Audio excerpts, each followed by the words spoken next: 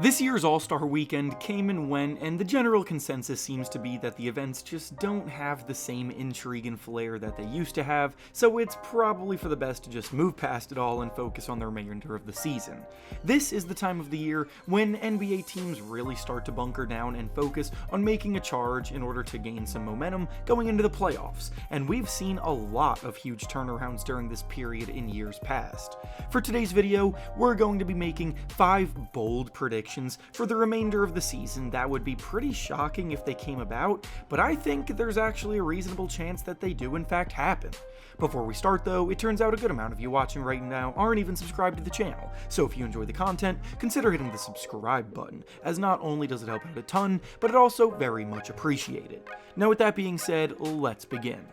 Our first bold prediction for the remainder of the season after the All-Star break is that the Phoenix Suns will not only miss the playoffs, but they're also going to miss the play-in tournament altogether. The Suns are a team with a lot of star power that seem to just be given the benefit of the doubt that they'll figure things out because of how good players like Devin Booker and Kevin Durant are, but they're quickly approaching a real danger zone. They're currently in 11th place in the Western Conference standings, but they are just 1.5 games back for that 10th place spot for a play-in tournament bid, so they're still very much within reach, but there's just too much going on around them and too much going against them for me to believe that they can turn things around. Obviously, injuries have played a big part in their struggles this year, with Bradley Beal missing a ton of time and both Kevin Durant and Devin Booker missing spurts, but even when they're at full strength, they can't stop a nosebleed on defense, and that's not changing. Tyus Jones was a good addition from the perspective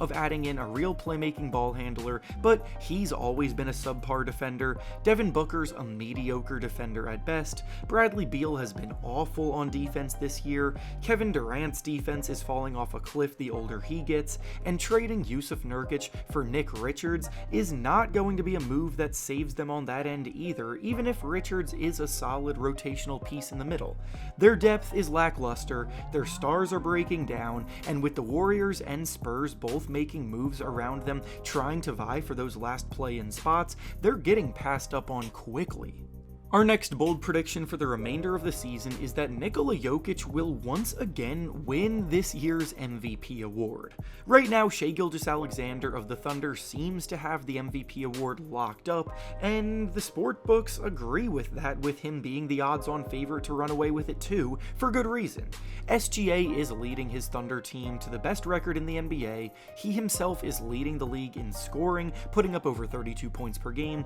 and he's been taking over games down the stretch, making the big plays an MVP should be making. He's the favorite right now for a reason, but Jokic is coming like he always does. Right now, Jokic is having the best season of his entire career, but the Nuggets for a while were underperforming around him. As the season has progressed though, they've begun to find their groove, Jamal Murray is starting to rediscover his form, Russell Westbrook is meshing very well after a rough start with this group, and they're shooting up the standings quickly.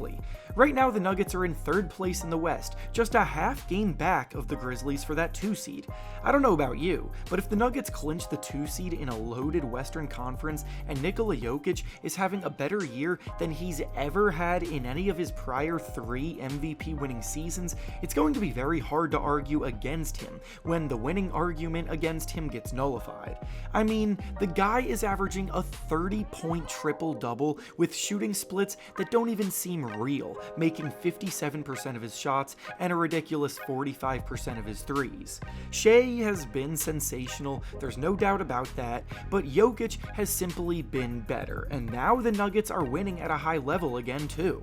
Our next bold prediction for the remainder of the season is that the Miami Heat will miss the playoffs. The Heat have had a rocky season to this point, headlined by the Jimmy Butler saga that caused distractions for a few months before ultimately resulting in his departure for the Golden State Warriors, and now that he's gone, the focus in Miami can go back to basketball distraction-free. but that doesn't mean that there is much success on the horizon. Whether the franchise and their fans want to admit it or not, Jimmy Butler was the reason for a lot of their success over the last 5 years, and outside of one season where they finished as the 1 seed in the Eastern Conference, they were down in the play-in tournament barely clinging to relevancy more often than not. Their playoff runs were built on the heroics of Jimmy Butler in order to overcome the odds and mount deep runs that seemed improbable, and now with him gone, they just don't have enough to keep up even in a weak Eastern Conference. Right now they're in 8th place in the East standings, still right around where they should be,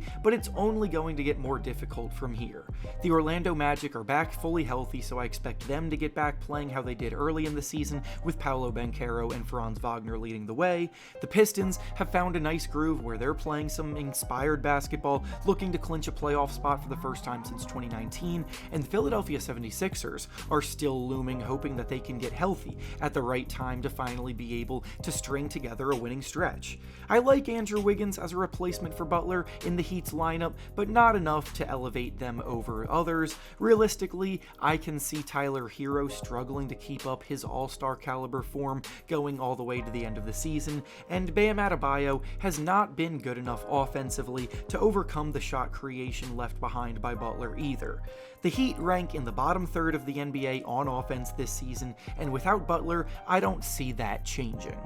This actually leads us to our next bold prediction for the remainder of the season, being that the Philadelphia 76ers will still make the playoffs. This season has been a complete disaster for them this year because nobody has been able to stay healthy for this group, and the Paul George signing is looking like one of the worst decisions any team has made in years. But despite all of that, there are still some subtle glimmers of hope that can contribute to a turnaround here. At the trade deadline, they unloaded Caleb Martin, who was severely underperforming, for Quentin Grimes, who is a young, emerging two-way wing who knocks down 40% of his threes and is growing in confidence by the day. They're also letting undrafted free agent Justin Edwards grow into a role in the rotation, and he's proving to be a solid two-way piece at playing as well and pretty efficient basketball too. Gershon Yabusele has been incredibly versatile as a role player for them all year long, defending multiple positions, attacking the basket with force, and knocking down threes with a very efficient rate, and their rotational pieces as a whole are starting to round into shape, so now it's on the Stars to pick up the slack, and I'm one that is willing to bet that that can happen. Joel Embiid's knees are just not in a good place right now, but when he's been on the court, he's still been able to put up over 25 points per game, with that number gradually improving. Maxey is putting up the 4th most points per game in the league right now, and it's just impossible for Paul George to play any worse than he has, so it's hard to not think he can take a step forward in these coming games. All they have to do is make it to the play-in tournament, and with the Chicago Bulls having just traded away Zach LaVine, that spot that they currently hold in 10th place is up for grabs, and from there, the Sixers would be the best group in that mix to clinch. And finally, our last bold prediction for the remainder of the season is that the Golden State Warriors will finish as a top 6 seed in the West, eclipsing the play-in tournament altogether. Right now, the Warriors are in 10th place in the Western Conference standings, with an uphill climb ahead of them, and with the amount of competition there is in the West, there's still not even a guarantee that they make the playoffs at all. Since acquiring Jimmy Butler, even though it's been a pretty small sample size, he's been looking rejuvenated, playing inspired basketball again now that he's out of Miami, and an inspired Jimmy Butler is a dangerous sign for the rest of the league. The Warriors are 3-1 since the Butler trade, with impressive wins over the Rockets and Bucks, and Butler is unlocking a part of their offense that they just simply did not have before. The Warriors, before the trade, were in desperate need of a creative ball handler who could attack and put pressure on defenses, and Butler comes in providing just that. Curry is losing a step off the dribble a little bit at this point in his career. Kuminga has not been able to quite develop into being that guy,